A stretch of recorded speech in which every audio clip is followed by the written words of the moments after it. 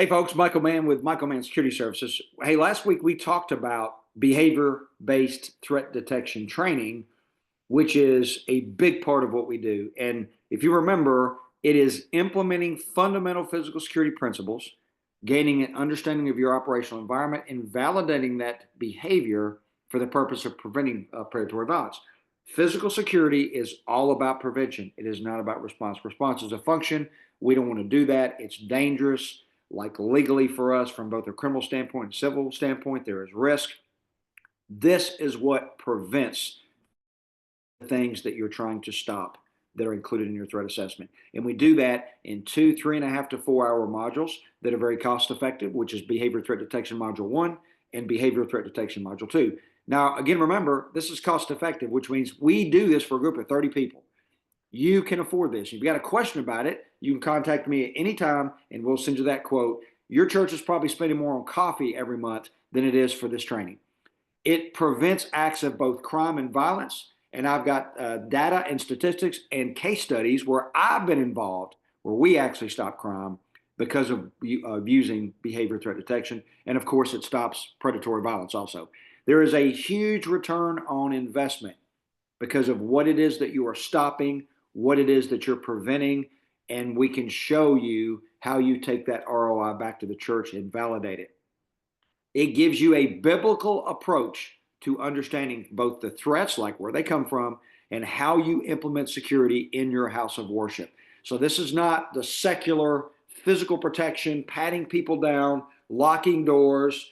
The concern is guns. This is a biblical approach to both understanding what you're trying to protect your church from and how you do this in your house of worship without conflicting with a mission, which is to spread the gospel. And then, of course, we show you how to maximize your use of your volunteers. So here's the content for Module 1. I'm going to show you step by step how to implement a physical security strategy for your church in Module 1. Number 2, developing your physical security plans, because you need a plan. Any facility that has physical security needs a plan for those plans, for that to be effective. How to maximize the use of all of your volunteer ministries to implement this strategy. So it's not just security. Your ushers, your greeters, other ministries should understand how this works, and we get into how they communicate with you or your security ministry to be able to prevent this kind of violence and crime. Legal guidelines for security volunteers, how it is that you do this, like how do you implement this strategy without getting yourselves in trouble, both criminally and civilly. Required equipment, what equipment do you need to conduct behavior threat detection? And it's very minimal, and I'm going to show you how to get that. Some of it's free. Threat detection, so the process of preventing acts of mass violence, terrorism, and other criminal activities. So we get into the basics of threat detection and suspicious activity reporting, how you do that, how you report that both through the church, through the security ministry, other ministries, to the police, and if it goes far enough, all the way up to a fusion center in your state.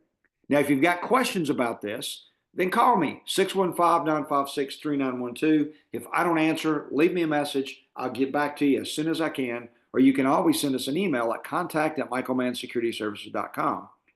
Behavior threat detection is about prevention, not response. And remember, folks, physical security is about prevention, not response. Give us a call, folks. Thanks.